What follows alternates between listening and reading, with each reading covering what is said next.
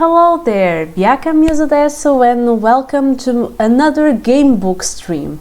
So this is not the first time I'm reading and playing a gamebook. The first time I did this was when I played the Portuguese gamebook, but today we are going to play an English one. It's by the same author, so it's from a friend of mine, Tiago Filipe Costa. But he wrote 2 English game books, and he gave me the permission, and I feel incredibly honored to be able to play them and share them on my stream. I really feel like it's a huge honor, and I'm so happy to be able to do this.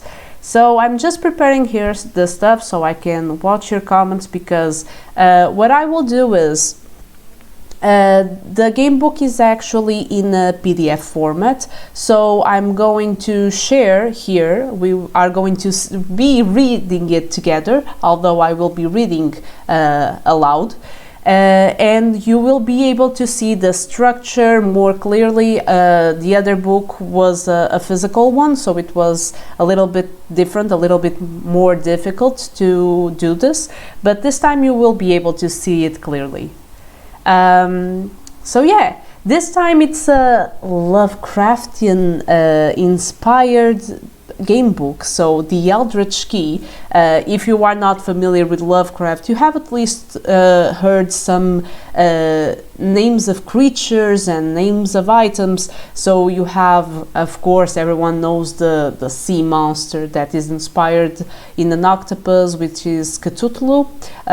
People are not really sure how to pronounce the name. I'm not sure I pronounced it right or as it's supposed to be, but we are here and just trying to do my best to say the name right. And of course, we also have the Eldritch is also really well known. People have heard the expression Eldritch horrors, so it's more or less familiar. Mihai, thank you so much for the raid. Thank you so much. Let me give you a shout out.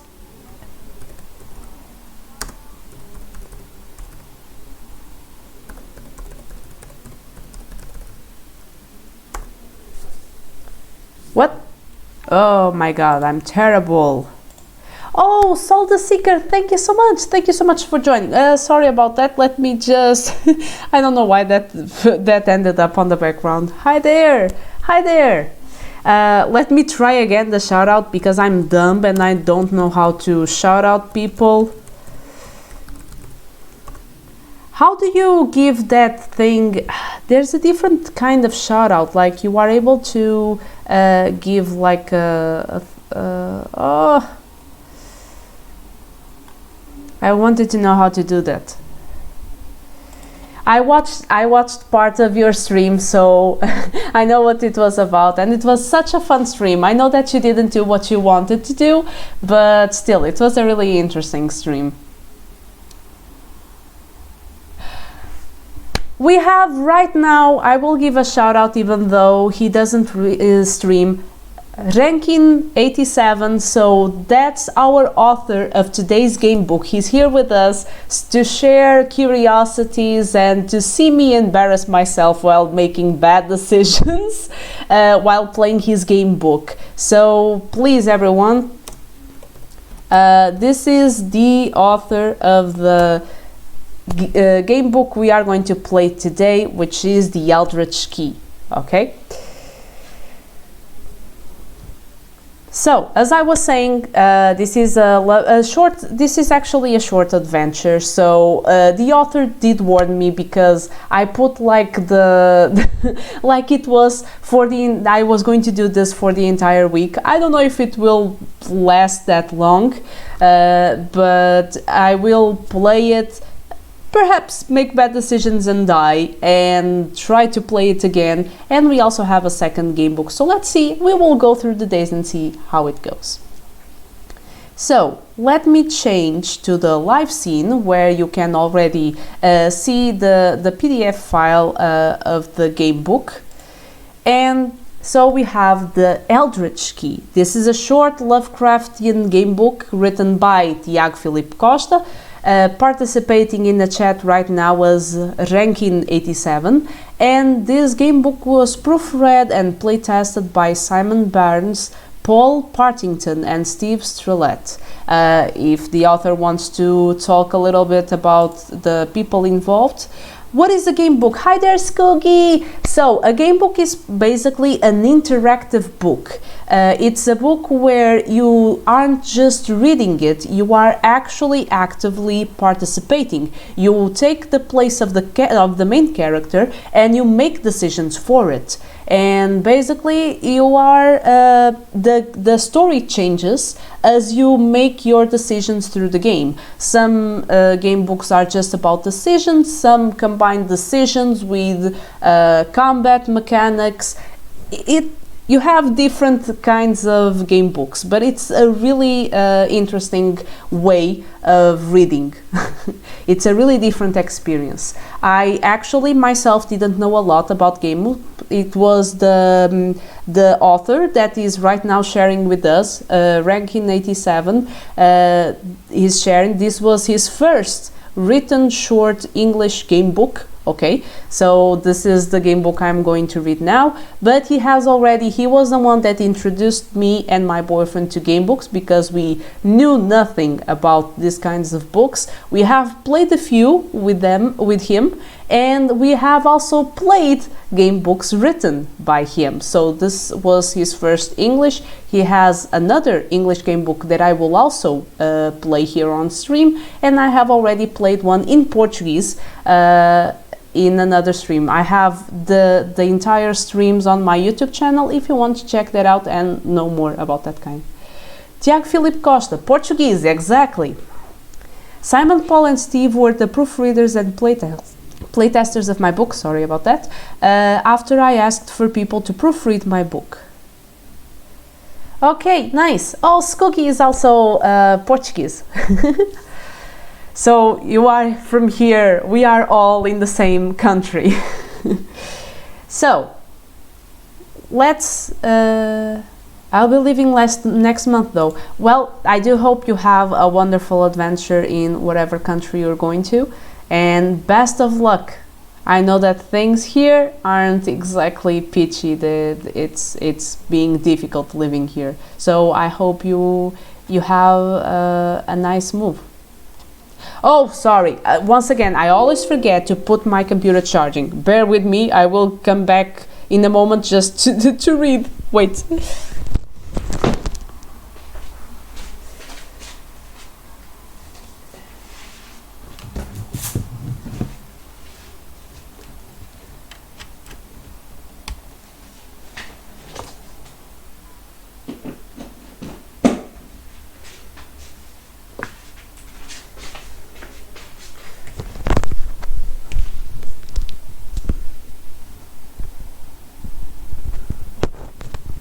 Oh, you're Dutch, actually. I'm sick and tired of the economy. Yeah, I perfectly understand you. So, have you been living here for a lot of time? No, you do well. You do well in living, yes. I quit, yes. Perfectly understandable. No, it is bad right now. So, introduction. The web is the largest thieves guild in Eltaria, so just a little, I will just make a little, Eltaria is also the kingdom. Please correct me if I'm wrong, if I'm saying this wrong. The kingdom where Tiago's first game book, O Voo do Corvo, which I have here on my behind me, just right behind me. We played an adventure in Corona, which was one of the countries in Eltaria, which is like a continent. I may be saying this wrong.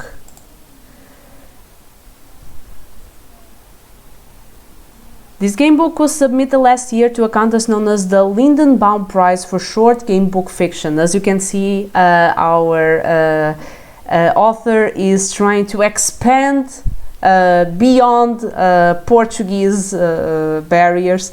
So he applied, and I think he received recognition for this short story. Every Portuguese will understand when I say I want to live. Yes, yes, 2 years. Okay, okay.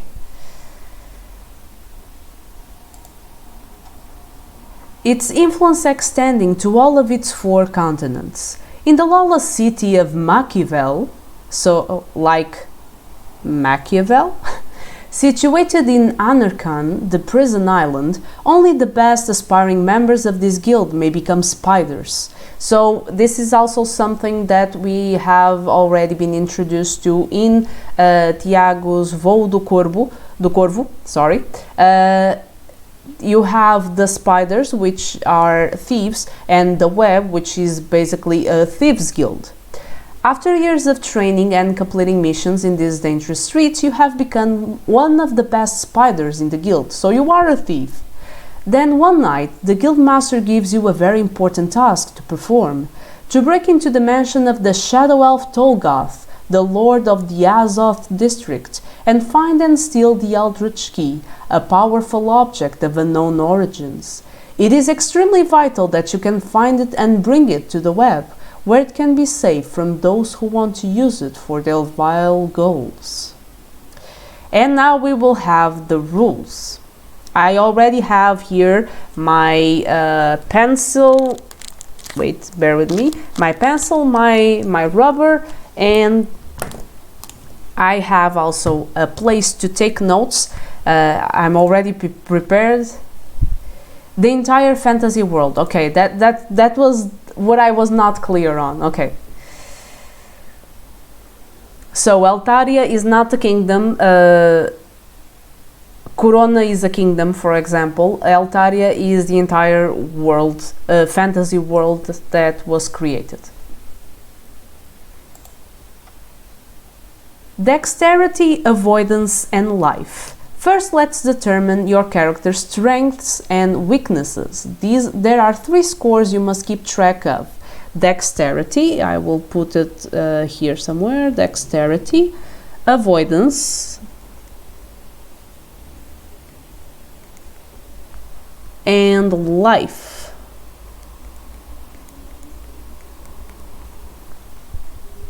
Dexterity is okay, so you have already given me ways of taking note of this, and I did not. Dexterity, dex, is determined by rolling 1 die. Wait, I have my die here, my dice. I have here. By rolling 1 die. Okay, I got a 4. Dividing the result by 2, and rounding the fractions up, ending with the result between 1 and 3. Okay, so my dexterity is 2. Not bad, I'm right there in the middle.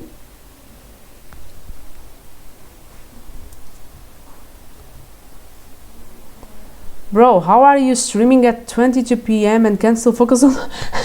I only rest when when it reaches around midnight, midnight and a half. I've never heard of a game book, so I'm interested, but I need food and rest. Go ahead, if you need to go away, just go ahead. I'm really active at night. I'm like a night owl. Okay, so 2. Write the result in your natural dexterity. God damn it, I'm not doing this. I'm not doing a board. I should be doing a board. Okay, let's do dex, Jesus, dex, AV, and let's put net, and let's put 2. God damn it. Okay. Avoidance is determined by rolling 1 die, dividing the result by 2, and rounding the fraction. So the same process. And now I get the 4 again. Nice. So it's a 2 again. My die are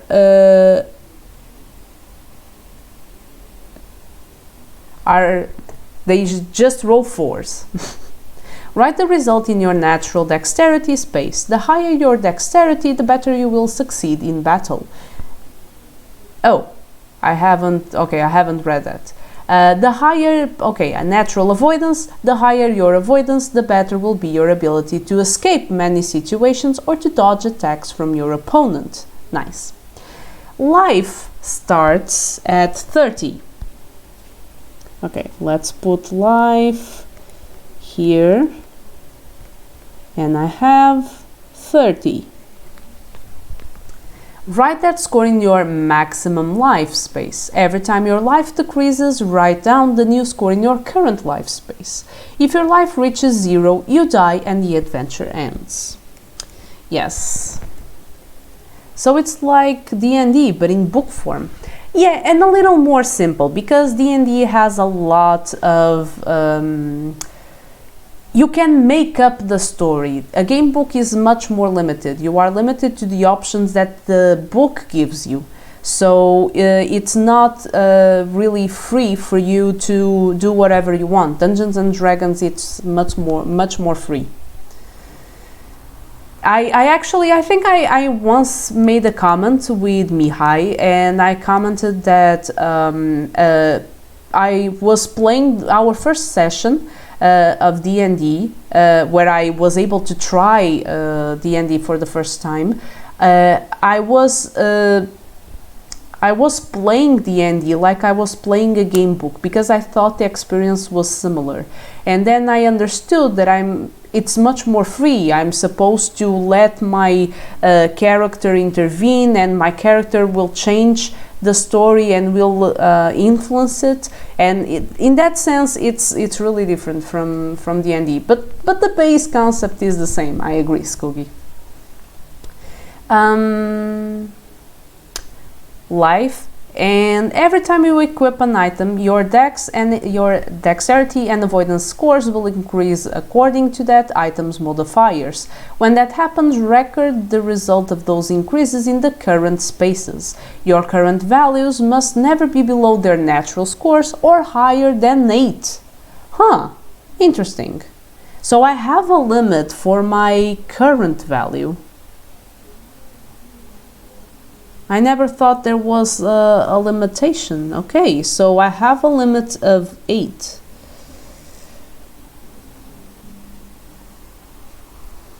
I will put a note here, max 8. Okay.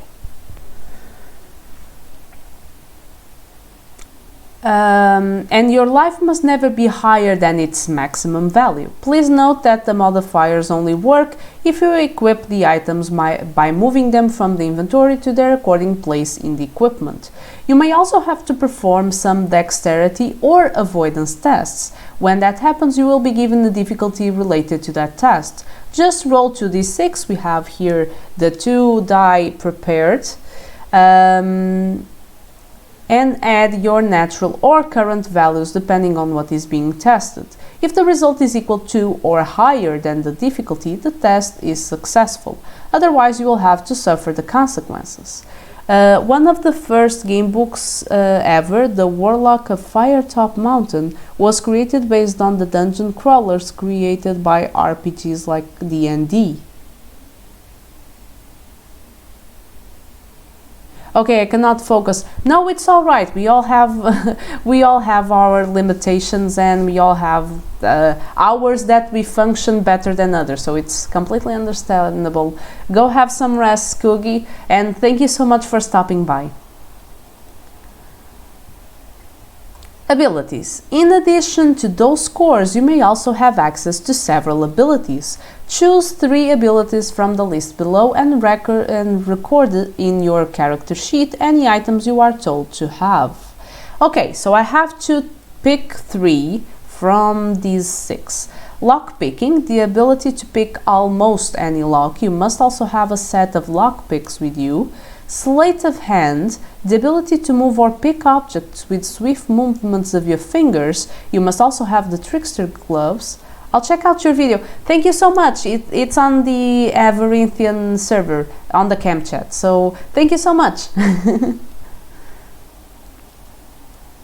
You must also have the trickster gloves, acrobatics, the ability to use your gymnastics prowess to easily move across rooftops or escape traps or other dire situations, shadow merge, the ability to be one with the shadows and easily hide.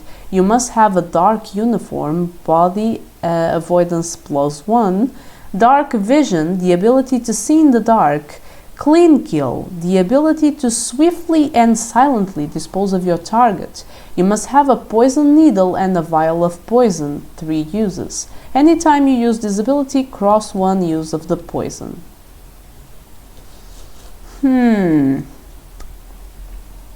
I will not make the clean kill a priority. I mean, it's a limited ability.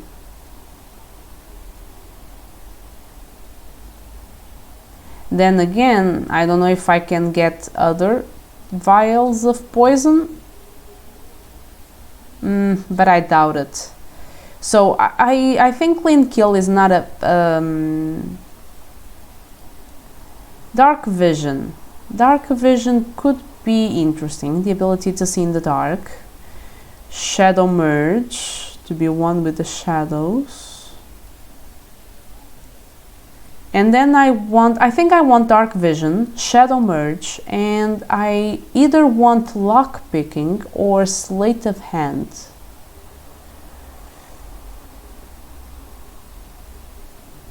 Maybe lock picking.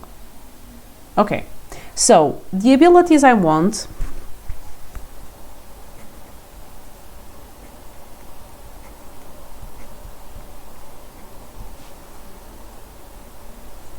are dark vision,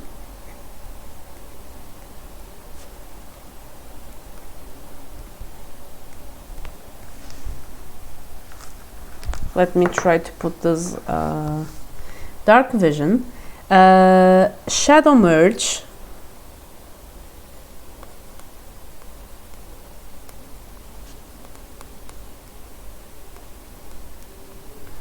and lock picking.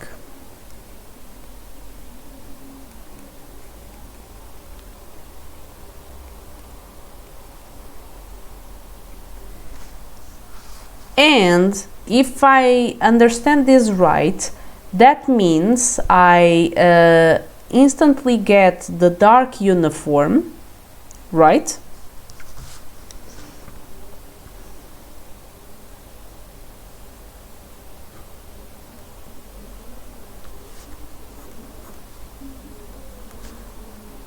I have a dark uniform.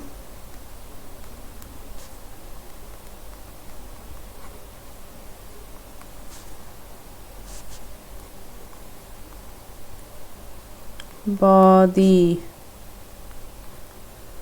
avoidance +1, and I also have lockpicks. There's no limit to the lockpicks. They don't break. I can use it indefinitely, right?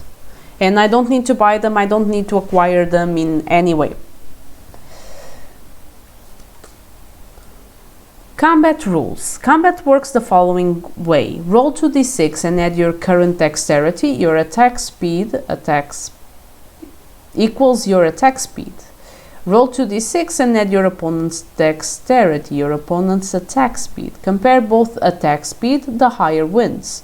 The loser must roll 2d6 and add their avoidance. In your case, it's your current avoidance rate. If avoidance rate is equal to or higher than the winner's attack speed, there is no damage. If avoidance rate is lower than the winner's attack speed, the damage is dealt according to your weapon, your opponent's weapon's damage score. Okay, so this is a little bit more complex than the combat. I feel like the combat in Voo do Corvo was a little bit more simple. So I roll and determine the attack speed for both. Then the loser must roll, and the loser rolls 2d6 for the avoidance rate. Okay, So I only roll for the avoidance for the loser. If the loser has higher or equal to the attack speed, no damage. If it's lower, damage is dealt according to the weapon that I have equipped. Okay. You get any items relating to those abilities. Check the character sheet to know how to organize your equipment. Okay, thank you. I think I understand the combat. Character sheet, okay. Name. My name is Biaka. I'm a thief. Name Biaka. Okay. Inventory has a maximum of 6. That's a small inventory, but then again, we are a thief, so we're not supposed to be carrying lots of stuff with us. And I have a short sword.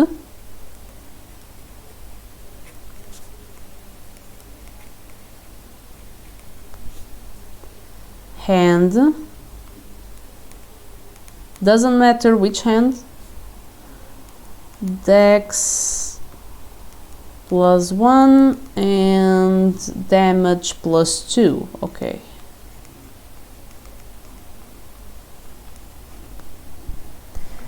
Okay.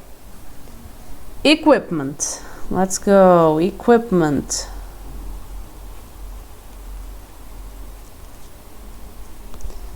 Head, body, right hand, left hand, feet. Head, body, right hand, left hand, feet. Okay. Then I have nothing for the head. For the body, I have the dark uniform. So I will take that away from my inventory. Dark uniform, which gives me avoidance +1. Which means that my current avoidance is 3. Don't forget to equip the short sword and add the dex modifier. Yes. For now, I will equip it in my right hand because I write in my right hand. But then again, if something shows up later, I will put it someplace else. Short sword, dex +1 and damage +2. Okay, and I will put +1 in the dexterity, which makes 3. So I have 3. And now the only thing I have in my inventory is the lockpicks, because the other 2 items are equipped.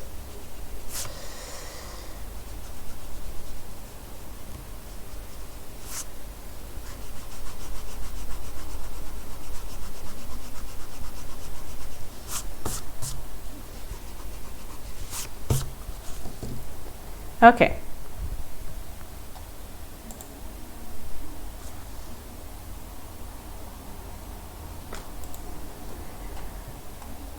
So this is done. And now background. So we are delving in the world that is going to be about, that this game book is going to talk about. A long time ago, the island of Anarkan didn't have that name, neither was it known as a prison island. Located south of the Hyosung Peninsula, please, I feel like this is like a Korean name. I don't know how to pronounce it. Hyosung, I think it's something like Hyosung, or Hyosung. Peninsula. In the continent of Vitora, this island named Jinjuan was considered by many people as a model place due to its system of government and developed towns. Then one day, the entire territory was struck with a sudden coup d'etat. led by an anarchist group that overthrew the Supreme Council and gave the power to the people. As a result, the entire island became a war zone. Entire towns and villages were reduced to rubble. Criminality rose and the death toll was unsurmountable, in an event that has become known as the Anarchy War. This caused other countries to withdraw from any relationship with the island and made the Emperor of Xinjiang sign the Decree of Perpetual Isolation, renaming Jinjuan to Anarchan and turning it into a prison island, where criminals were to be sent as a lifetime sentence. Fun fact, this gamebook was originally written to test these rules and also as a prologue to a much bigger adventure. Please, Tiago, share with us if you still want to do that much bigger adventure or if that's not going to happen. And what do you think? This gamebook was made to test these rules. I'm going to experience it for myself also. But what do you think? Are these rules that you like? Do you think they work? What do you think? Yes, Haesung is based in Korea. It's pronounced Haejong. Okay, Haejong. Just a moment, just going to drink some water and I will continue reading in a moment.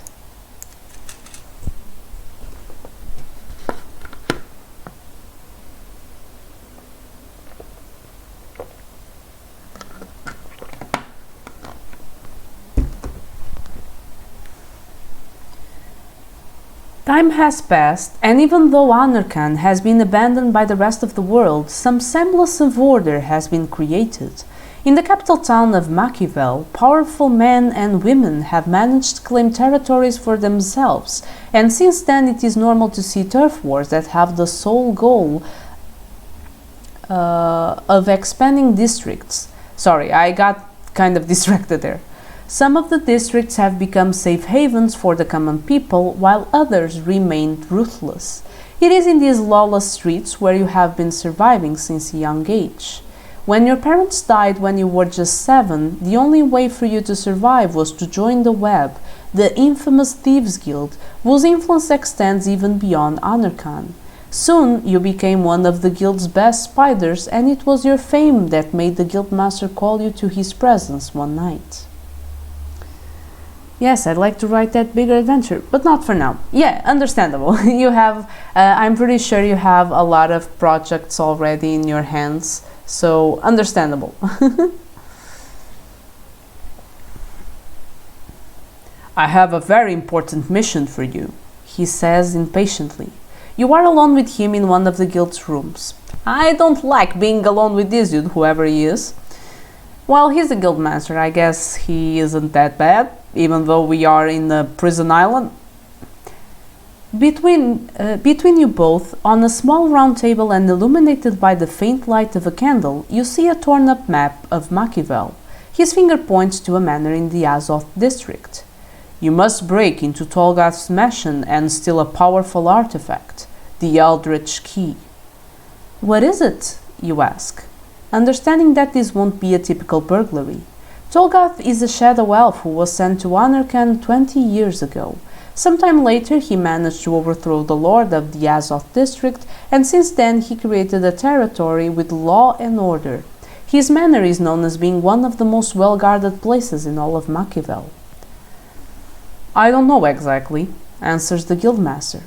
All I know is that one of our spies has found out about it recently and that Tolgath wants to use it for something. I don't even know if it's a literal key. So you know nothing. So is our client one of the other lords? There is no client this time, he says to your astonishment. Some time ago, rumors of his appearance started to surface around the Azoth district. Our spiders were tasked to find out what was happening, and their investigations led them to Tolgath's manor. It wasn't long until we perceived the presence of some sort of cult that gathers almost every night in that house. After I sent a spy to infiltrate the manor, he came back alarmed, saying that the cult worships some ancient entity called Aknathor, and that Tolgath intends to use the Eldritch Key to break that being free. But the most worrying thing is that the majority of those members had this mark tattooed on their left eyes. As for the rules, just a small break. As for the rules, I believe they worked well. The reviews were favorable and players thought the rules were fit to a thief. Nice. Nice. I mean, I only read the rules so far, but I also think they are fitting. After taking out a quill and a small vial of ink from his pocket, the guildmaster draws a symbol made of twisting tentacles on the back of the map. By the way, Aknathor, I'm not sure I've read about that entity. I have a book of, how do I say it, of short stories, short, not all of them are short, but short stories written by Lovecraft, and I don't know if I've came across Aknathor in any of them.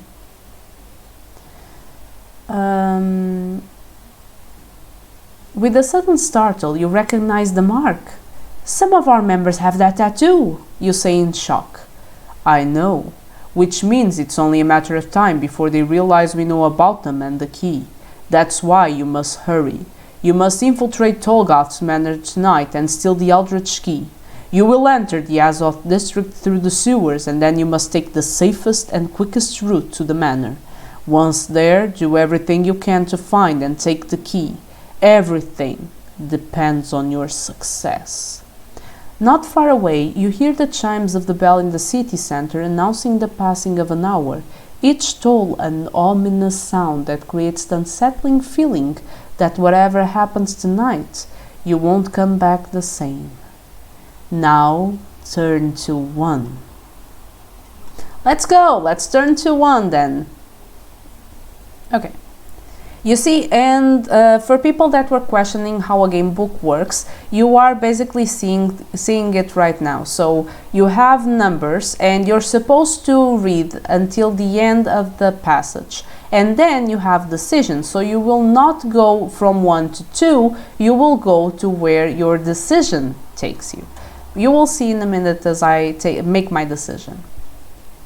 I hope you haven't heard of it since I made it up. Ah, okay. Because the writing is clearly Lovecraftian. The way you wrote it, it's like he writes whatever made-up tongue he sometimes writes in.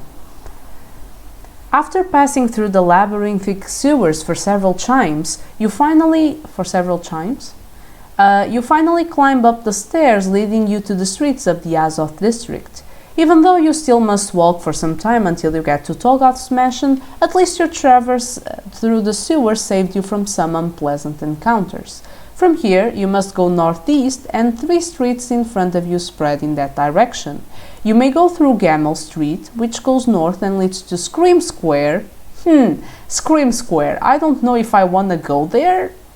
Where you can turn east. Avon Street, a main road that leads directly to the mansion and is often used by Tolgoth's soldiers, or Morgan Street, a path that goes east leading you a bit further away from your destination but at the same time providing you with tall buildings where you can hide.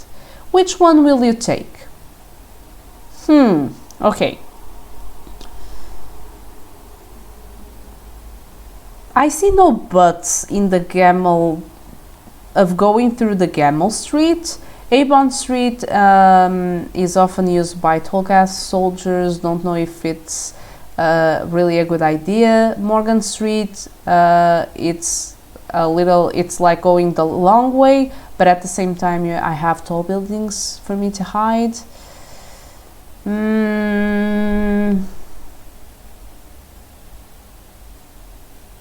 Okay, I think I have not encountered that names on the stories I have read from Lovecraft, actually. Okay, so I feel like Gamel Street is a trick. I don't know why. Morgan Street, tall buildings for me to hide. I also have Shadow Merge. Maybe I will take a little detour. I will go through Morgan Street.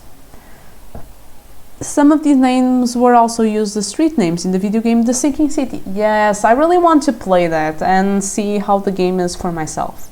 So, I will choose Morgan Street and I will then go to 75. Let me see where that is. Okay, almost there, 75. Okay. Morgan Street goes straight east, driving you further away from your main goal. You know that some 800 meters ahead you will find a crossroad that you may take to reach your destination. However, you may also take another option. You may climb one of the buildings on the north side of the road and go across the rooftops. Well, I don't think that's a very good idea because I have no acrobatics. That may be a better option, but on the other hand, it leaves you wide open to be seen by other rogues or even the soldiers that patrol these parts. If you prefer to keep going east, you will take longer, but at least you will be protected by the shadows, and as soon as you reach the crossroad, the new road will be narrow enough for you to hide. So will you. I will keep straight ahead. I will keep straight ahead. Because I have no acrobatics, I don't know how well that will go. I know they didn't ask me for acrobatics, but I have to stick to what I have. After some time, you finally find the crossroads and take the narrow street going in the direction of the mansion. You quickly hold your ground when you notice a tall man leaning against the wall of the building, as if waiting for something or someone. He hasn't seen you yet, and you don't know what would happen if he did. Will you approach him? Kill him swiftly. Clean kill? Nope. Try to pickpocket him. Sleight of hand? Nope. I also don't have them. Wait a little longer. So I can either approach him or wait a little longer. I think I'm wasting a lot of time, but I will wait a little longer. I prefer to be cautious. Hiding in the shadows of a perpendicular alley. I think I said too much piece. Perpendicular alley. You observe him for some time. Then, suddenly, from above, a dark-clothed figure lands beside the man, startling him. "Please don't do that," says the man. "Have you seen anything?" asks a feminine voice, ignoring his plead. "No, everything is calm around here." "Then I'll go back to the rooftops and resume my watch. In the meantime, you go back to the mansion and prepare for the ritual." How the hell am I supposed to read this? She's Nathor, says the man. You narrow your eyes. What did he just say? She's Aknathor. How the hell? She sits Aknathor, repeats the woman. Then, as quick as before, the shadowy figure leaps into the air and climbs through the walls until it disappears behind the rooftops. As for the man, he quickly leaves the alley. Alone, you ponder on what you have heard. From their last words, you at least recognize the word Aknathor, the name the ancient entity the guildmaster had told you about. They were definitely members of that cult. And what is this ritual the woman referred? I mean, the same one that the guildmaster referred? What are we talking about? These questions don't seem to have anything to do with your mission, so you decide to continue on your way. Okay, 92.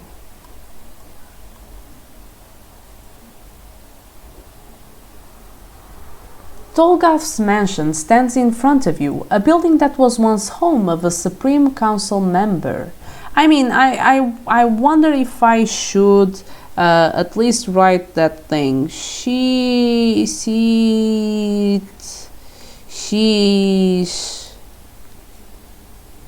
Aknathor.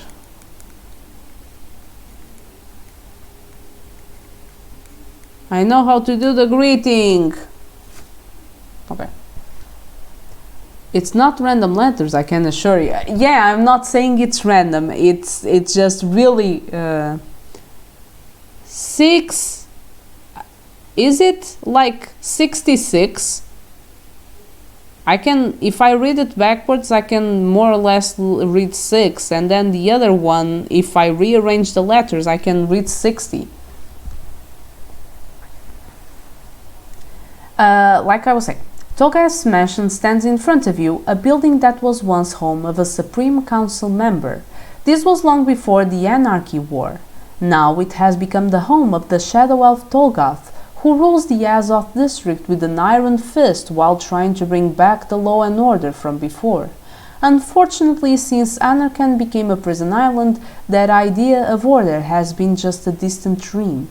The mansion gates are being guarded by 4 soldiers, armed with long halberds and wearing steel plate armor. Fighting them is out of the question, and there are not enough shadows to try to... Really? I have shadow merge and there is not enough shadows? It's evening, for God's sake. Oh my god, thank you so much. Wait a second. Thank you so much. Hi there, Wanari Sato. Thank you so much. Thank you so much for the raid. Oh, this is the second raid we're getting tonight. Hi there, Miss Cat. How are you doing? Let me give you a shout out.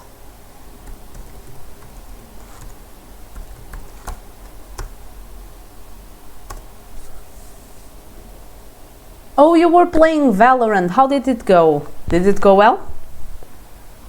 What is up? So we are now playing an English game book by a Portuguese author. He is here with us making some comments. Sorry. Ranking 87, Tiago Filipe Costa is the author of the Eldritch Key, the game book we are playing tonight. We are already making some decisions and we are faced with problems, with troubles. We have 4 soldiers guarding the place, the mansion we are supposed to get into, and we are about to decide what to do about that. So, and there are not enough shadows to try to sneak past them, but there must be a way to enter the property. You have several options. Kill one of them and wear his armor. I have not... God damn it, I have not clean kill. Climb the walls of the property. Acrobatics, that is not an option. Go around the property in search of another way to enter. Well, it's not like I have several. You just said I have several options. I don't have. I only have one option because I have none of these skills, none of these abilities. Okay, then let's go ahead and go back to 7. You look around the property until you notice a small servant's gate in the back. After looking around to see if there is anyone nearby, you go to the gate. Surprisingly, it is not locked and you slowly open it and enter the property. Now, 64. Let's go. You have finally entered Tolgath's property, but you still have to break into his house. A garden with several trees and trimmed bushes separates the main gate from the main entrance, providing you some cover from the guards outside. As you have already guessed, the main door is locked. Of course, everything is goddamn locked. But there are 2 wide windows on each side of the manor which you can use to enter. Will you pick the main door's lock? Open the window on the eastern side, open the window on the western side. I know, I will admit it, I will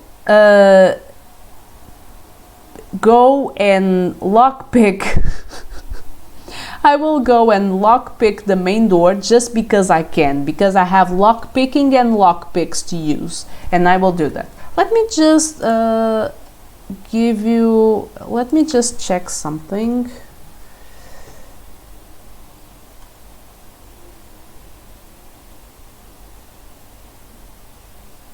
I'm just here checking something in the...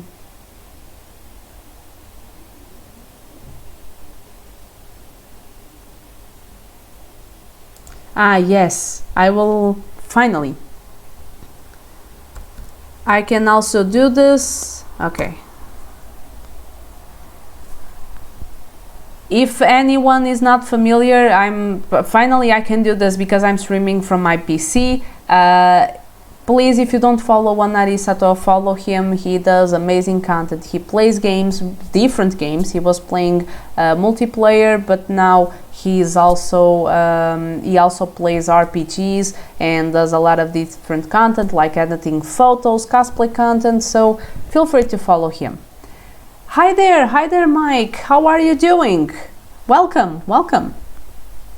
Hope you have fun watching me play and being a disaster playing a game book. Okay, so we were going to pick the main door's lock. Let's hope that someone isn't waiting for me on the other side. 53. With your set of tools, you easily manage to pick the main door's lock and enter the manor. After you close the door behind you, you look at the main hall. Let's go to 6.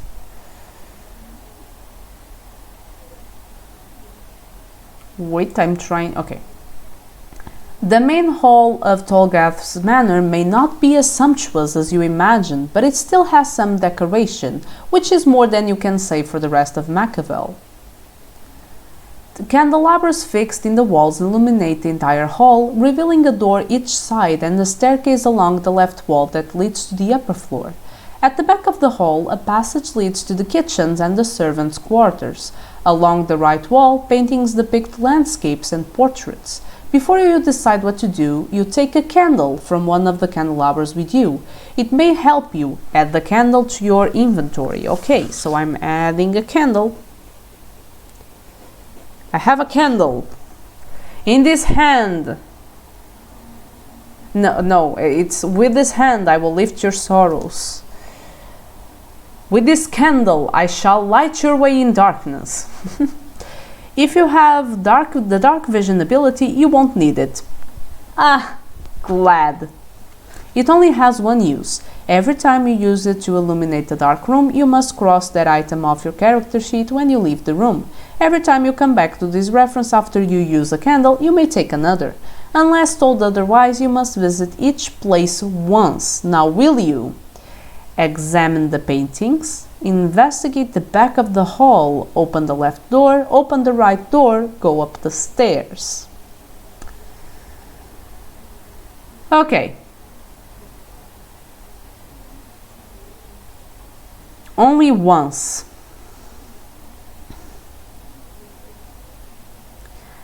I like to be methodical about the way I search places. I like to first go into one place, then the other. I don't know.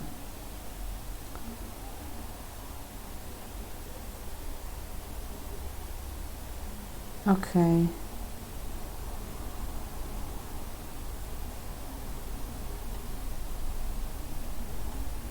So the back of the hall leads to the kitchens.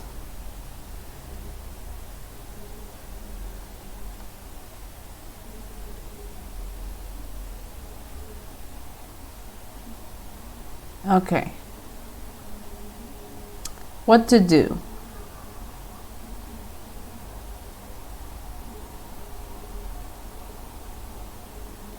Let's go to the back of the hall. Let's start from the furthest away from us. So, back of the hall. 35.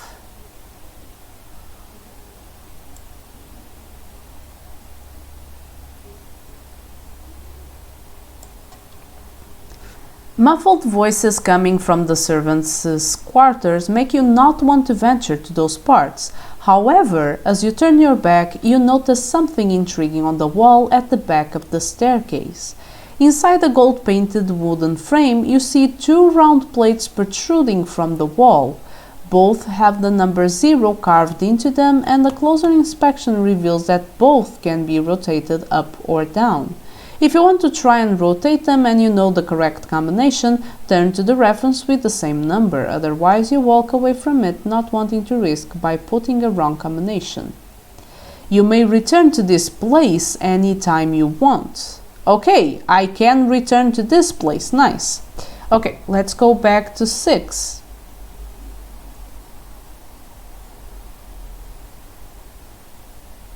So wait, let me just make sure I understand what I have here. 2 round plates protruding from the wall. Both have the number zeros carved, and the closer inspection can be rotated up or down. If you want to try and rotate them and you know the correct combination, turn to the reference with the same number. Yeah, I walk away from it.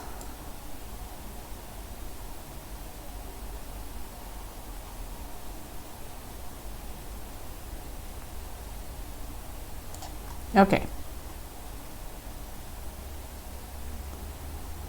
Examine the paintings. I mean, why not? Let's examine the paintings.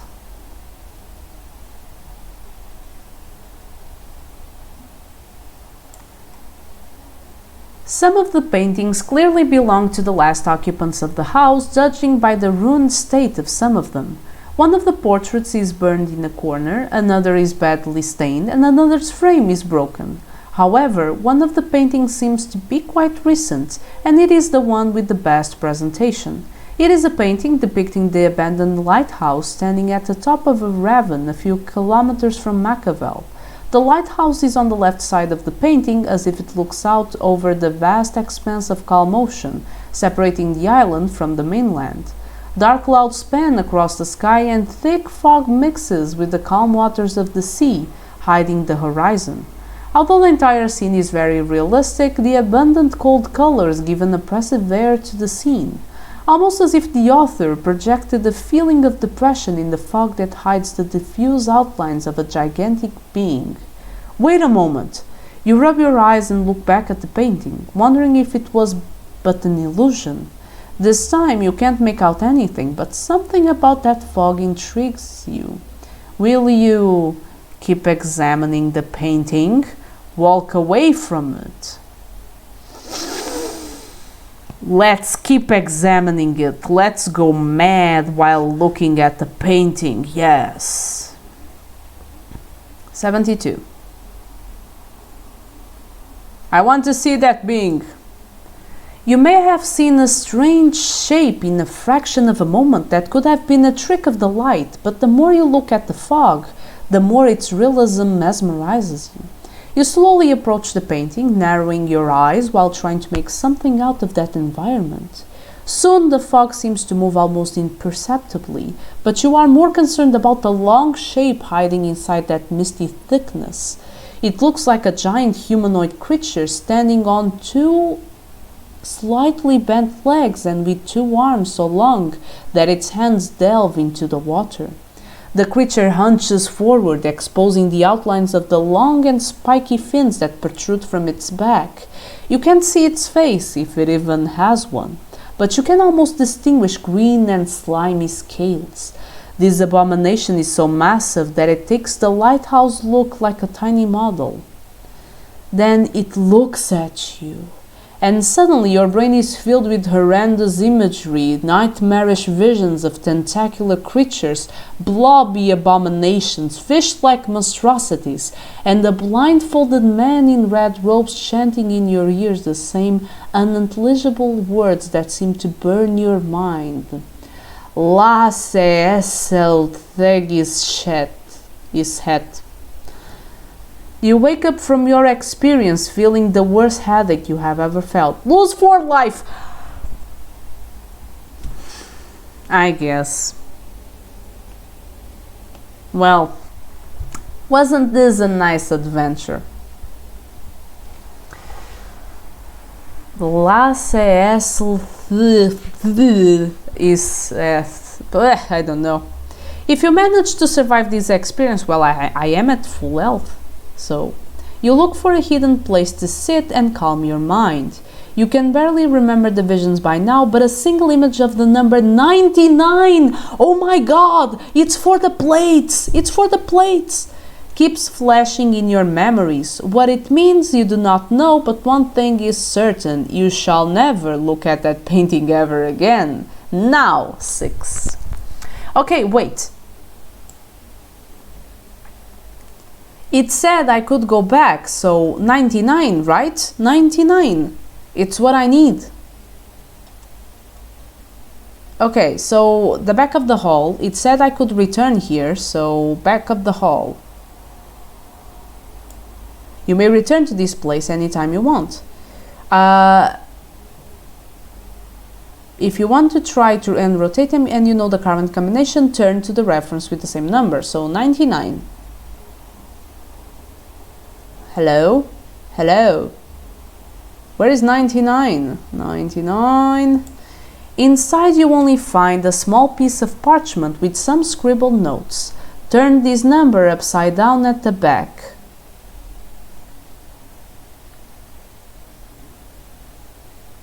Wait, is this right?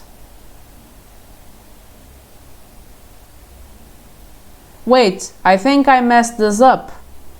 I messed this up, didn't I? I wasn't supposed to find this.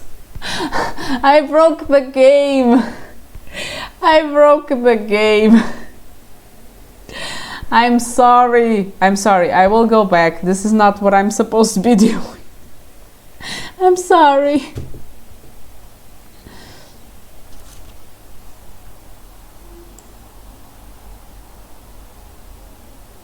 Yeah, it's not, but now I know the answer, right? Now I know the answer. I goofed up. I goofed up. Okay, let me go back to 6 before I do something worse.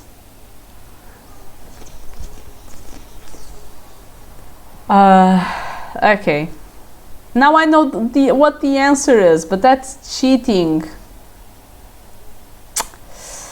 Nice, nice beard. That was incredible. Okay, sure. Let's open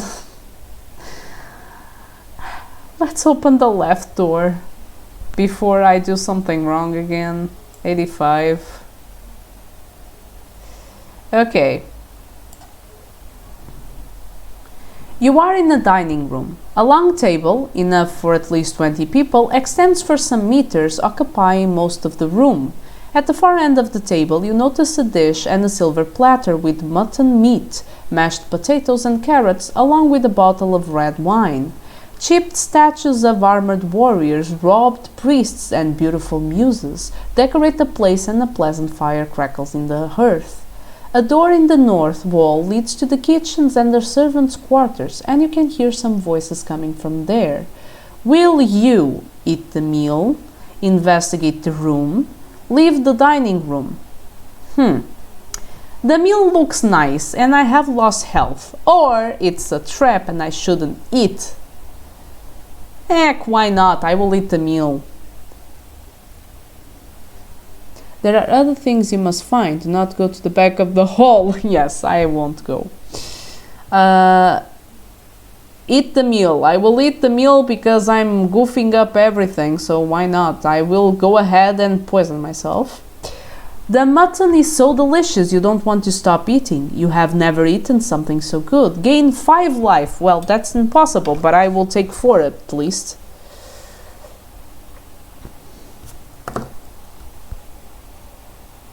No, I don't need to write it. Where am I? If you want, you may take some of this food and wine with you. If you do, you may add up to 2 meals to your inventory. Each meal will increase 5 life, and you may eat whenever you want, except during combat. What will you do now? Yes, please. Does the 2 meals occupy only 1 inventory space? 2 meals, life plus 5 each. Okay. Will you investigate the room? Will you go back to the hall? Heck, I'm here. Let me investigate the room because I may never return here. 55.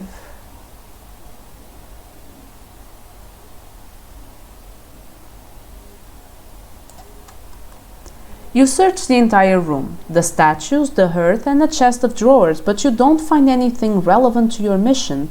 Instead, you discover a pair of leather boots beside the hearth. If you want, you may take the leather boots. Of course I will take the leather boots. I am bare feet because I have nothing on my feet, so leather boots. Leather boots.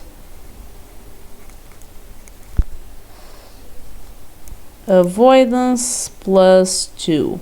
So my current avoidance is 5. Nice. Okay, 5. Now what will you do? Well, I have nothing else to do actually, so I will leave the room. 6.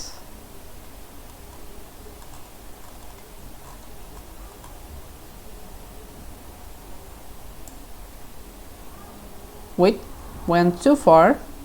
Okay. Yes, only 1. Okay, nice. Well, I already went, so let's go through the right door, I guess. Yeah, let's go through the right door. And then I will go up the stairs. Right door. Well, wait, I forgot which one was 13. Okay. This room is in complete darkness. If you have dark vision or a candle, 87, otherwise you must turn back to the hall. I have dark vision. I don't need to light the room. I have dark vision. This is what I was born for. 87. You have entered the living room, which is also a library. Even though this room is not that big, the book collection it has is rather envious, considering not many people in Machiavel know how to read, and those who do don't even own a book. There are 2 armchairs, a small round table, and a desk by the window. Some paintings decorate the walls, and an ugly carpet with holes covers part of the floor. Now, will you examine the books, examine the desk, go back to the main hall?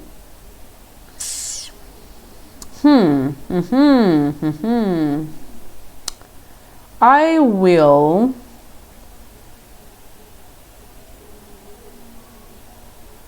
the desk or the books, the desk or the books, the desk. I will go for the desk first.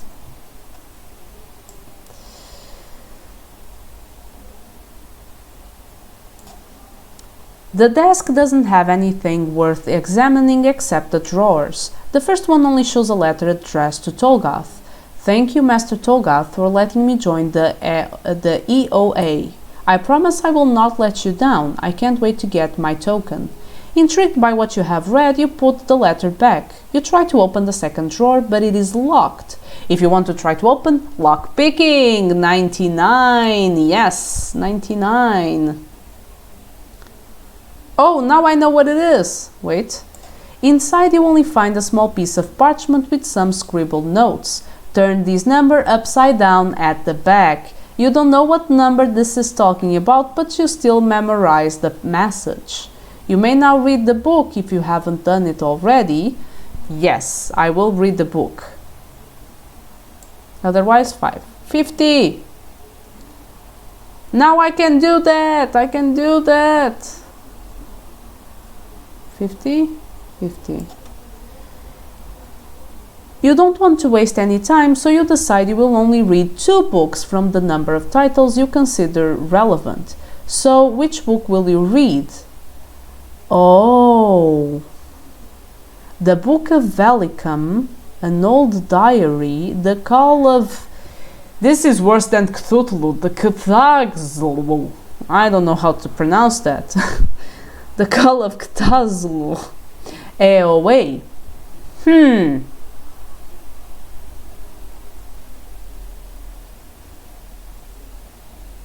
I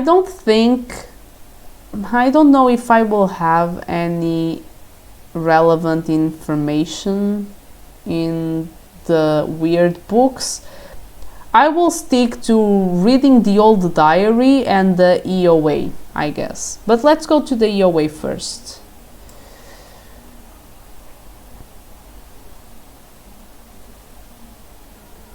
You are holding a book that contains everything known about the esoteric order of Aknathor. This cult revolves around the worship of an ancient entity known as Aknathor, a being born from chaos and who dwells in the other side. It tells about the initiation processes and the rituals that the cult members perform in its honor. Then your eyes focus on the mention of a key, an object made from unknown materials and whose shape is not specified and can be used to open the gate that separates our dimension from the other side. It can only be touched by a spawn of an ancient entity or by anyone who has the mark of Aknathor tattooed on their left eye. Anyone else is stricken with the horrendous visions that lead to madness. You don't know if it is the Eldritch Key that you are looking for, but you should be careful. Finally, you read about the Sightless, a mysterious figure that greets the cult members in their secret meetings.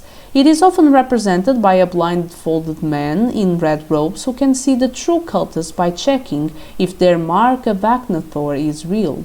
As for the initiates who don't wear the tattoo and must yet prove themselves, the Sightless looks for their token of passage, a small brass coin with the letter A engraved that they must grip firmly in their left hand.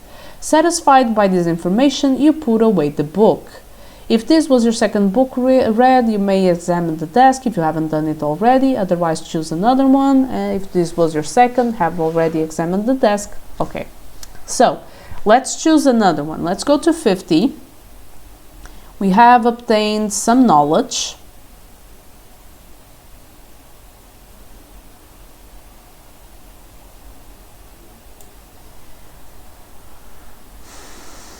An old diary. Let's go. Let's read the old diary. The diary belonged to an old researcher from the country of Hejong. Even though there are no dates, you can at least guess it was written long before the Anarchy War. It reports the investigations made by the man when he started to be tormented by visions after he had read an old nursery rhyme his mother used to read him. At first it seemed the rhyme was something harmless, but in its pages it spoke a lot about a shadowy figure that lurked in bad children's dreams. His investigations led him to Anarkan before he found a hidden passage below the city. It seems that he never found out what was at the end of the passage, but his last entry seems to be telling otherwise. I don't know how much time has passed since I entered that place. Time was a mess in that place and space was a mixture of solid and gas. Colors I never knew existed kept filling my eyes, and from time to time I felt I was being chased by some creature from my nightmares. The same shadowy creature my mother used to read me in that nursery rhyme. I felt thirst for what seemed years, and the hunger was so strong that my belly kept hurting. Horrible voices screamed unintelligible words on my ears, and the lack of sleep was driving me mad. I don't know how or why I came back, but since I have the feeling that creature is out there, watching me from the shadows, waiting to drag me back to that hellish dimension. I must never go back there. Whoever finds this diary, never go to that place. There are things out there we must never know. May the gods protect us from what is on the other side. On the bottom of the page, you find additional scribbled notes. In the other side, everything is upside down. You don't know what that means, but you memorize that information while you put the diary away. Okay, so notes.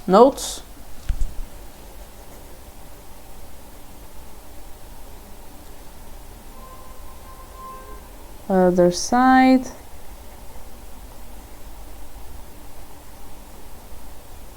Everything is upside down.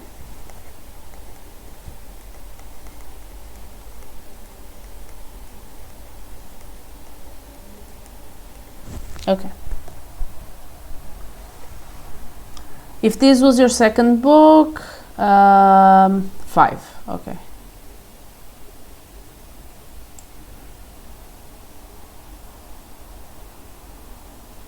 You hear steps approaching from the hall. Will you hide? Of course I will. I have shadow merge, so I will hide. 15. Let's see. Taking advantage of the shadows, you hide behind the bookcase. The door opens and you notice a small trembling light that moves according to the steps taken by the person who just entered. You don't risk trying to peek at the other occupant of the room, but you could swear you heard a burbling sound. After a while you hear the same steps again, this time going outside the room. The door closes, but you still wait for a moment before you feel it's safe to come out. Maybe it's time to leave this room. Would it have been more interesting to just face whoever entered? Okay, so I will go to the back of the hall. But maybe the back of the hall will lead me... Let me go upstairs. Let me go upstairs. The second floor of the manor has a long hallway that goes from west to east. On your left, the corridor ends in a door, while two more doors stand on your right. Will you enter the door to your left, enter the first door to your right, or enter the second door to your right? That's a lot of options. I think I will enter the second door to my right. The second door.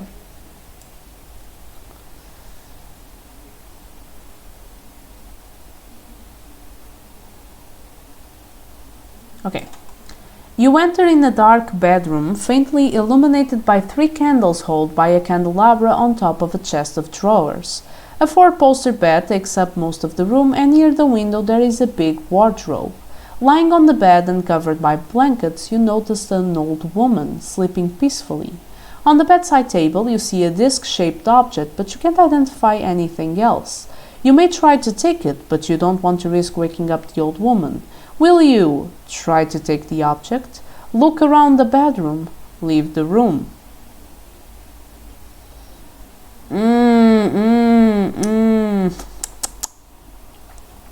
I don't trust a woman sleeping peacefully.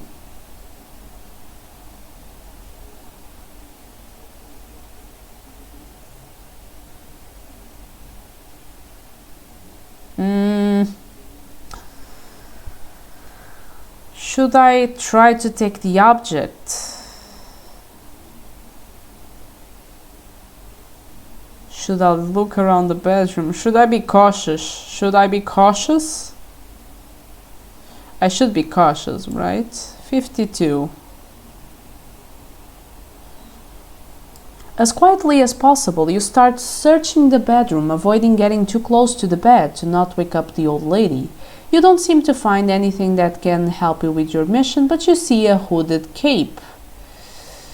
I mean, I can take the hooded cape, but oh no, it's for the head, right? Oh, it's for the head. Yes, wait. A hooded cape. Avoidance +2. Nice, more avoidance. That you may take if you want. You decide to approach the bedside table where the disc-shaped object lies, but movement on the bed makes you suddenly turn to the woman. I knew I didn't want this. I knew it. 7. I have 7 avoidance. Can I avoid the old woman? Can I? Please? 38.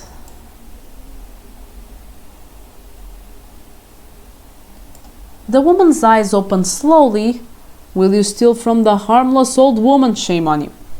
I don't believe she's harmless. She's not harmless. The woman's eyes open slowly, as if she is waking from sleep.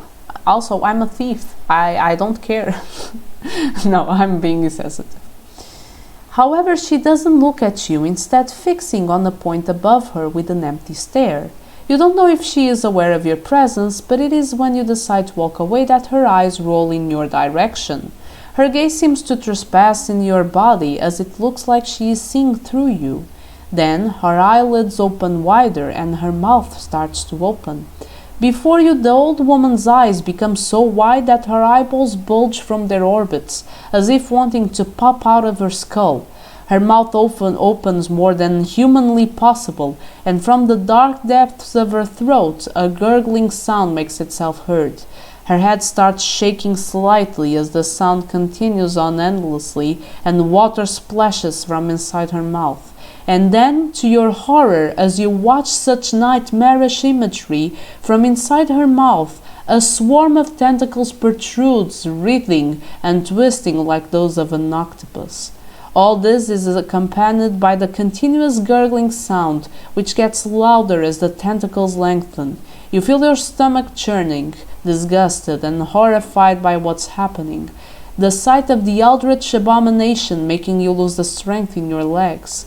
As soon as you fall to the floor, you get up immediately and flee the room, closing the door behind you. Back in the corridor, you can't stop shaking and your heart is pounding frantically. Lose 1 point of your natural dexterity and avoidance permanently. No! Why would you do this to me? Why? Still trying to recover from the shock, you decide that the best thing to do is to accomplish your mission.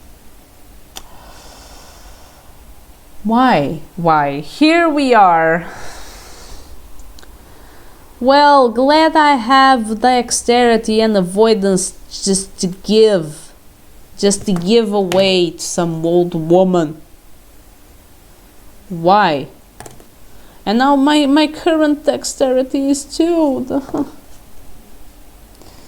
I mean, my avoidance is fine, it's 6, but really?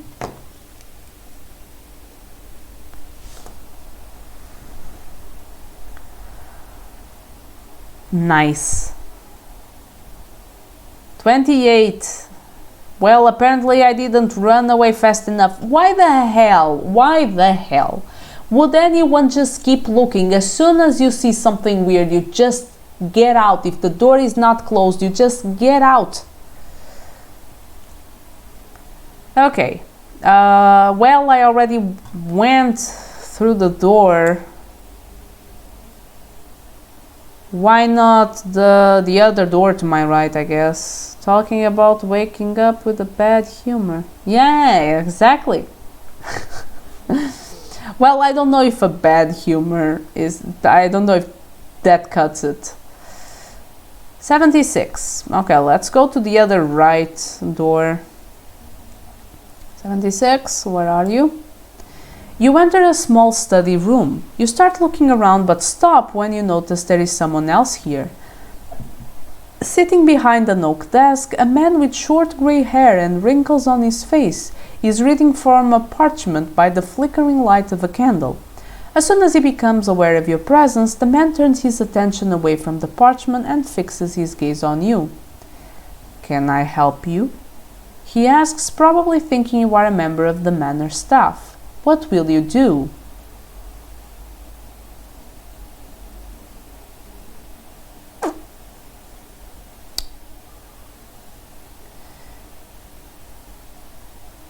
I always like to try to talk my way out of things. I don't know if this is the best option right now. I'm pretty sure this dude is master. I'm pretty sure this dude is Tolgath.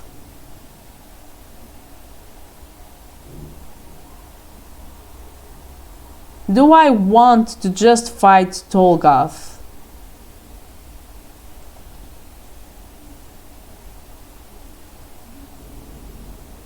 Do I want to talk with him? He's a dark elf. Do I want to really give him the chance? I don't know. I don't like... I don't know. I don't know what to do. Apologize and leave doesn't give me anything. I mean, I'm being pretty much chaotic about the way I'm doing things. But I will talk. I always like to talk first.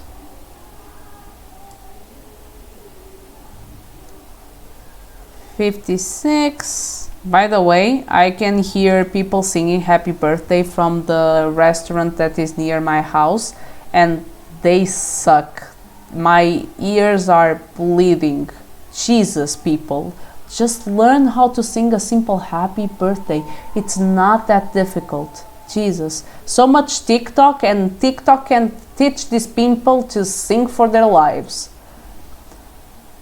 Sorry, that was random. Does he have the features of a shadow elf? I don't know. It didn't say.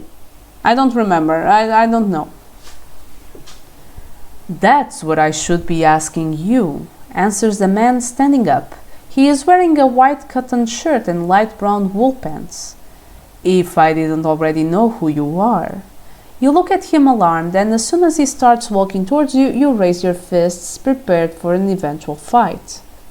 Master Tolgath is already aware of your presence, continues the man. Well, I think Master Tolgath wouldn't speak of himself in the third person, I hope.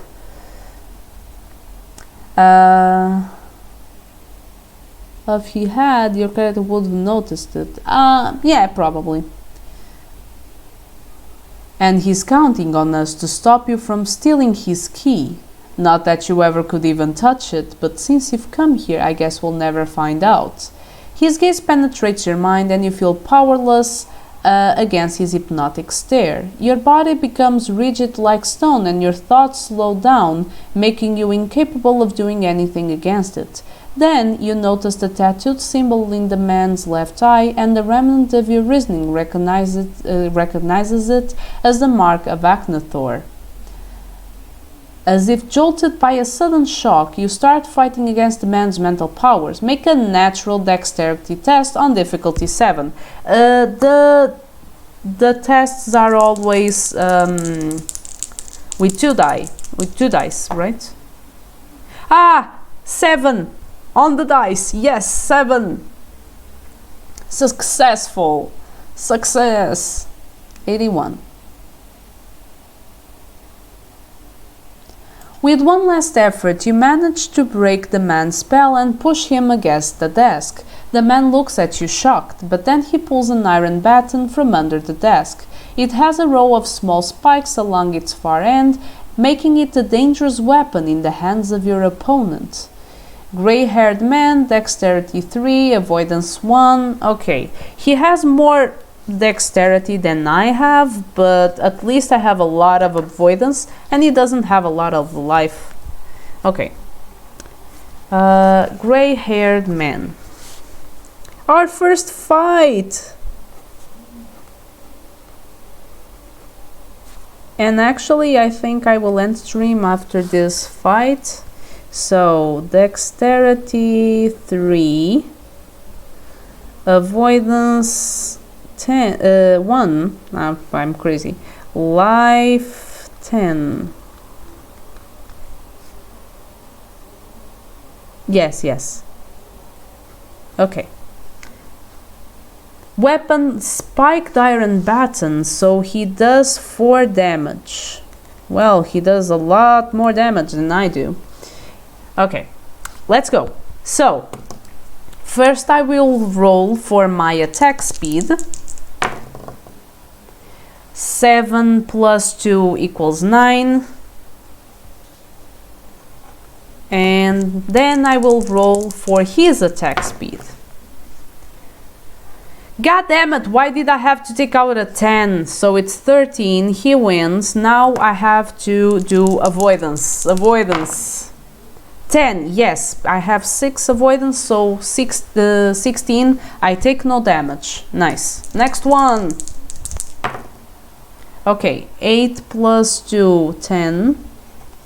And now for him, 5. 5 plus 3 is 8, so I'm the one doing the damage. And I have 10, please, you have low, yes, 3. 3 plus 1 is 4, so he takes the damage. I do 2 damage, I think, yes. So now he has 8. Let's go again. Okay, 7 plus 2, 9. And him. God damn it! 13! Jesus. Well, now time to test my avoidance. Oh, 10 plus 6, 16, so no damage for me. I'm so glad that my avoidance is through the roof. Okay, 6 plus 2, 8. Come on, 9 plus 3, 12. And now my avoidance.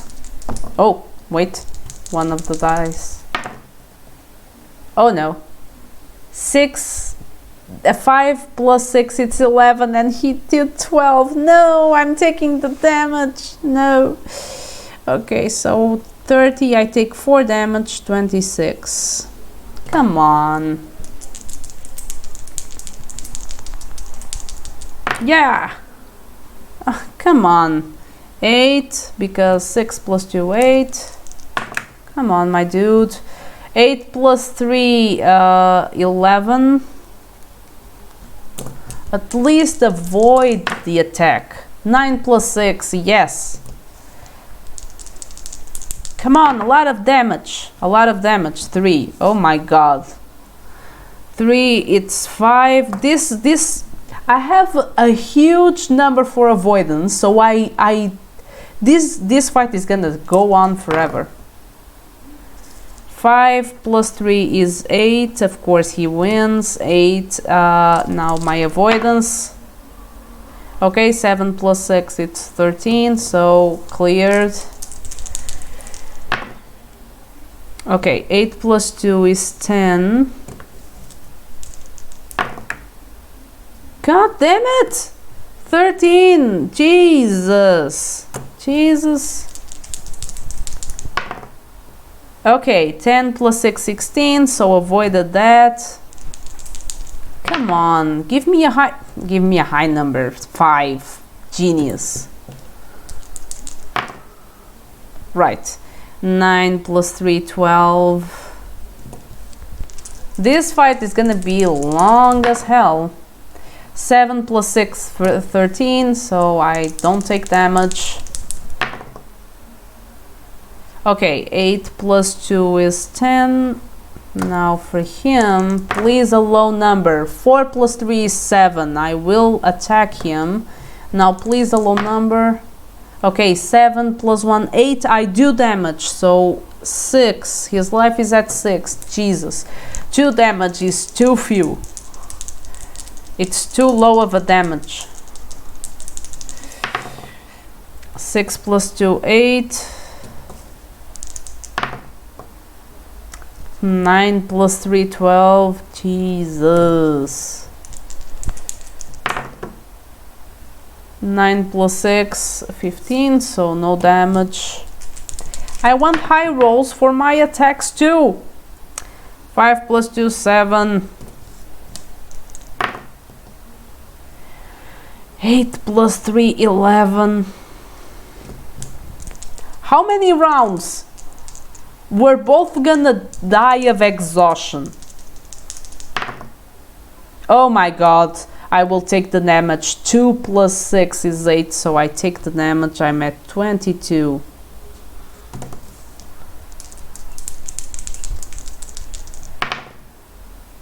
Okay, 10 plus 2, 12.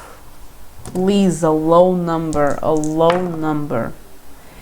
9 plus 3 is 12. Wait, we did the same, so what happens when we do the same? Am I the winner? What happens? Okay, 82. I'm at 82. Let me check the rules. Rules.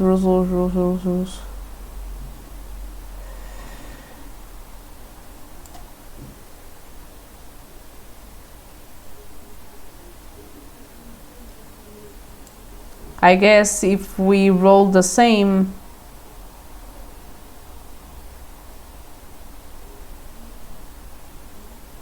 it's like none of us does damage, right? Nothing happens, okay. There were moments where you could have gotten a better weapon, not as good as that baton though. Well, but a better weapon, if it was like a 3 damage, it would be, I would already be happy with that. Okay, 7 plus 2, 9. 7 plus 3, 10.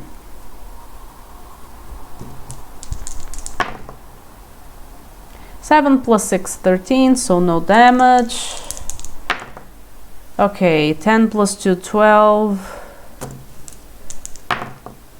Okay, 6 plus 3, 9. I will do the damage, please.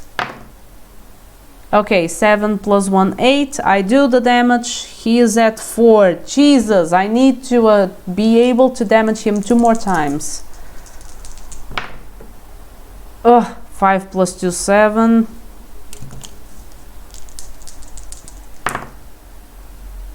An 11. Are you kidding me? 11 plus 3, 14. Jesus. It's not impossible, but I rolled a 12. Yes. So I take no damage. I would wish I would roll a 12 for my attack though. 8 plus 2, 10. 4 plus 3, 7. And now rolling for his avoidance. 5 plus 1, 6. So he takes the damage. 2. Come on. Okay, 10 plus 2, 12. 3 plus 3, 6. Come on. Don't avoid. 7 plus 1, 2 damage. He's at 0. Jesus, that was tiresome. Look. So many rounds. I'm pretty sure I don't know, maybe, well, he's worshipping ancient entities and whatnot, so I guess he's not a normal old dude, but still, we are both exhausted. We have both lost this battle just by exhaustion. Okay, 39. I will stop complaining and we'll just go ahead and... The man falls dead on the floor of the study room. If you want, you may take his spiked iron baton. Wait! Why the hell? The baton just did 4 damage. Why the hell does the baton make only 3 damage in my hands now? Why?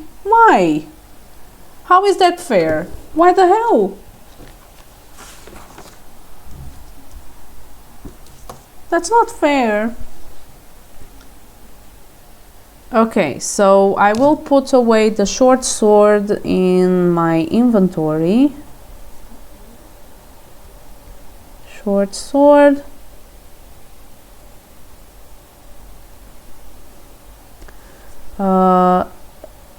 Dex. Wait! Can I have the 2 of them equipped? Okay, that's a mistake. Okay, 4 damage. Can I have the 2 of them equipped? Is that allowed? Because I have 2 hands.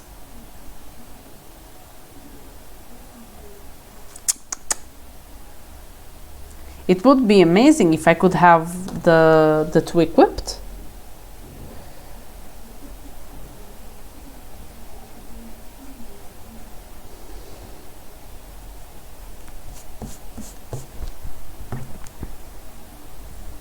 Okay.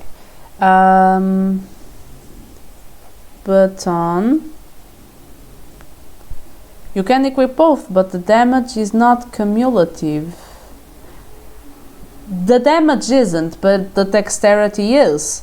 So at least that will give me more of an edge.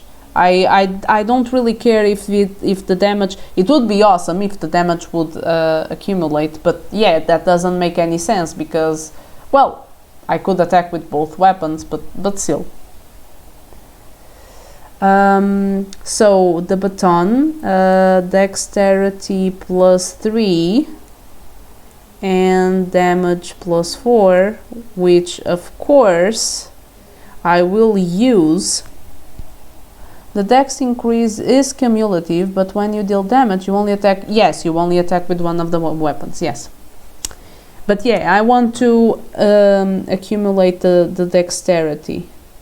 So now it goes from 2 to 5. Now it's more balanced. Nice.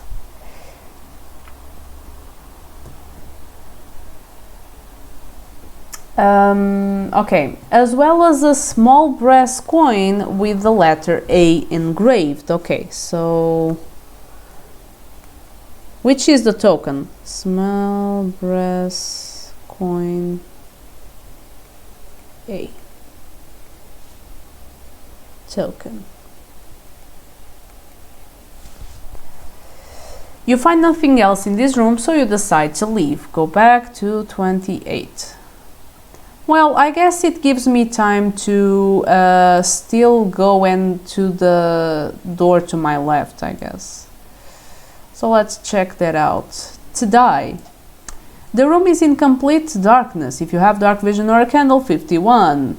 I still have the candle, not that I'm using it. You have entered the small... Don't forget the information learned in the book EOA.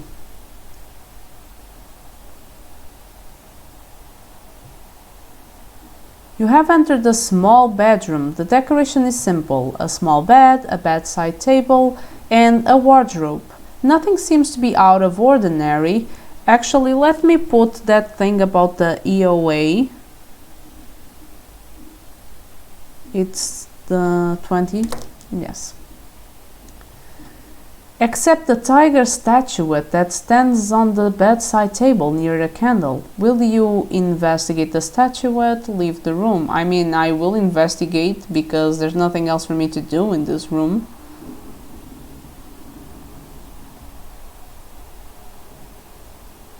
By the way, let me just check 20.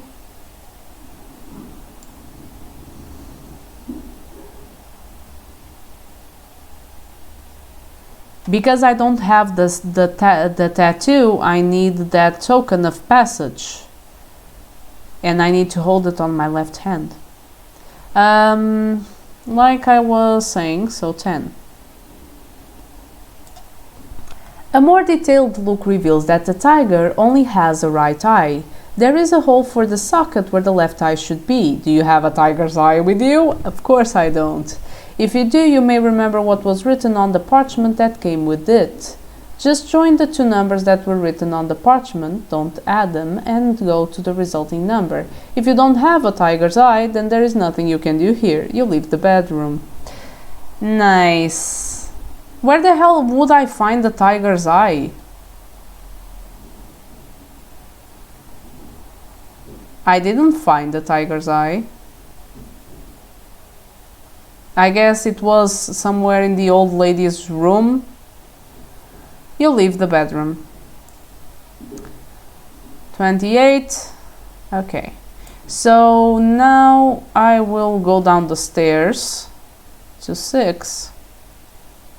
And I will go to the back of the hall, 35. And now I'm supposed to turn to 66 because it was 99 upside down. Wait, I'm lost.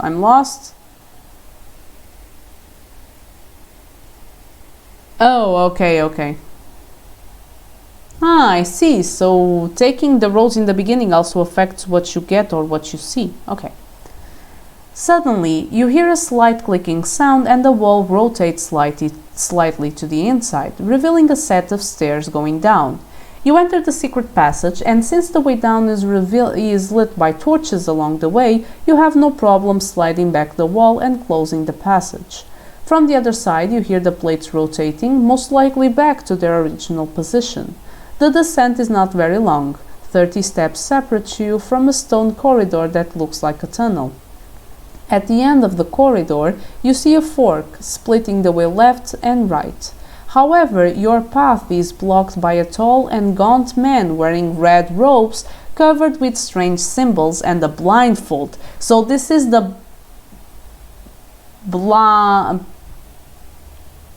sightless? Was it the name, the sightless? However, he is aware of your presence, for as soon as you enter the corridor, he raises his right hand as if telling you to stop. To those without the mark of Aknathor, a token of passage is needed, he says in a deep voice. Let me bring out my Kiryu voice. To those without the mark of Aknathor, a token of passage is needed, he says in a deep voice. Even though he doesn't see you, you feel like he looks you in the eyes. Hold yours. If you have a small brass coin with the letter A engraved, which I have, let's go to 74. Wait. I will hold in my left hand. I know the answer. Where is 42? 42.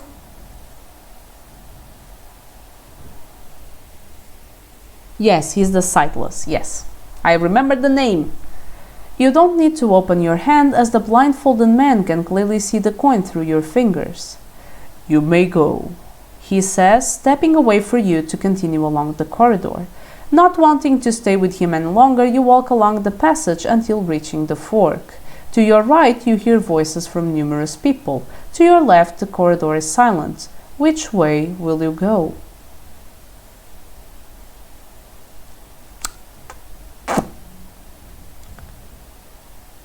To the silent part? I don't know.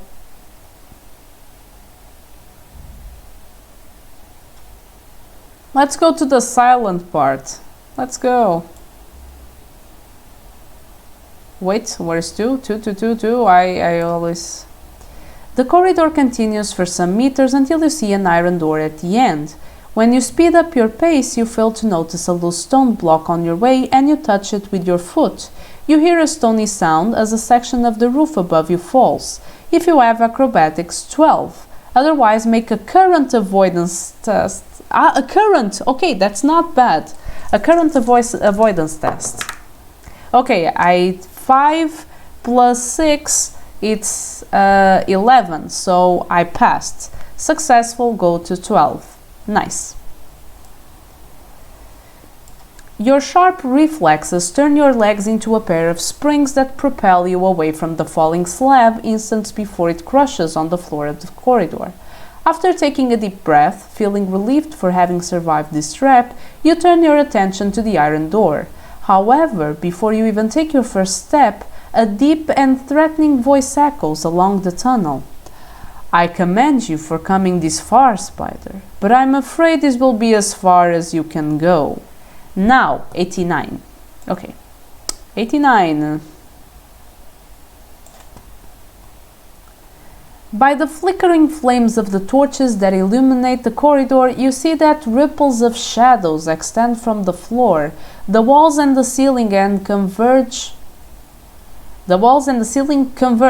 right? On a single place some meters between you and the iron door. The shadowy shape created by these twisting threads of living darkness takes slowly the form of a bulging creature, almost 2 meters tall. Even though this new foe seems to be made purely of darkness, you can still distinguish some features, like long arms that end in webbed claws, 2 strong legs bent forward and a long head. On its back you see something that looks like spiky fins. With it comes a feeling of uneasiness and incomprehension, as if this creature's existence were against any laws of reality. There isn't any semblance of order in it, only chaos. Your little intrusion ends here, Spider, says the creature in a gurgled voice. How do I do a gurgled voice? I don't know. I shall take you away to a world of despair and madness. Is that gurgling enough? May the will of the true Lord of the Deep be fulfilled. The monster advances at you. This will be the toughest battle of your life, and it will be for tomorrow. So, let me take note of the chaos of the deep, and also the entry where it is. So, away the gray-haired man, away he goes. Okay, I have more dexterity and avoidance, and before I start the fight I will actually eat my meal. So 3 and 3. Chaos of the Deep.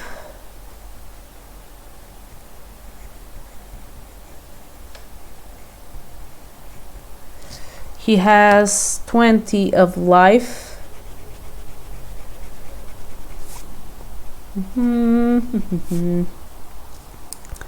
20.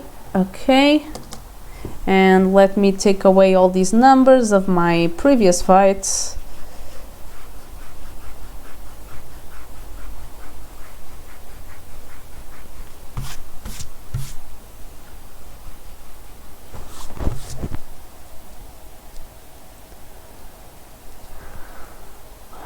Okay, and then I will just read. I will not take note of any of this. I will only eat one meal and turn my 22 life to 27. Yes. And only one meal. I have consumed one meal. Okay. So I will only read his ability or whatever. He has a webbed claw that does damage +4, so it's like the gray-haired man. And I also do +4 damage. Ability Intangibility. Every time you win a combat round, roll 1d6. 1-2, the damage you would have inflicted is negated. 3-6, you inflict -1 damage. Okay, if you have Shadow Merge, I have Shadow Merge and Dark Vision. Ho, this penalty is not applied. Nice. So I will not take that penalty, so I will do my entire damage, which is good. But yeah, if I roll 1 or 2. So wait. I have one question before. Well, I would also have this question for tomorrow, but if that's the case, I don't do an avoidance test for the Chaos of the Deep. I only roll 1d6. Oh my god, what's happening?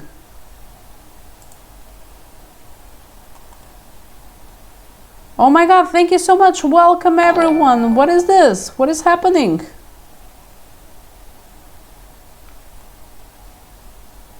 So many people. Hi there. I'm really confused, but I will take it. Hi there. As I was saying, so if the author can later on clear this with me, because I don't know if I do an avoidance test or if I just do hi there everyone joining. Hi there. I feel like I'm being spammed. I don't know what's happening, but I'm being spammed. Okay, just to make sure, because I don't know if I do the avoidance test or if I just roll the d6. The ability happens when the adversary loots. Oh, okay. So I feel like that isn't clear. Because it's when you win a combat round. Of course, a combat round, it's the both calculating both attack speeds and then doing the avoidance test. So if he fails the avoidance, it's like he does another avoidance. Okay, gotcha. So 89 is the thing where we are. Oh my god, it's still, I think this is lagging. This is still putting all these people. Okay. Yeah, it's just going. I'm gonna just have a ding each time. Okay. So basically this is it. We have done a lot of progress. We could more or less probably finish the adventure today, but I will not finish it. I will leave it for tomorrow. Yeah, it's still going through the list of people. I will go through it tomorrow. So tomorrow I will be finishing this adventure, and maybe I will play this game a second time, see what I'm able to discover and do differently with different abilities. So I will probably do a second playthrough tomorrow. This Eldritch atmosphere spawning all these people. Yes, true. People are spawning from the other side. So true. Well, thank you so much. Thank you so much once again for the author for being able to make time and being here with me. So thank you so much everyone that showed up. Thank you so much for keeping me company. I hope you have a nice evening, a good rest. Tomorrow we will continue exploring the Eldritch horrors. I hope we can find what this Eldritch Key is all about. We will see if we will have success tomorrow. And even if we do, even if we not, I will try and at least do a second playthrough, perhaps this time choosing the other 3 abilities. I think it's a nice thing to try, and trying to take other ways, other directions of paths, and see what that will lead us on. So thank you so much. Hope you have a nice evening, a good rest, and may music always be your life force. Bye bye.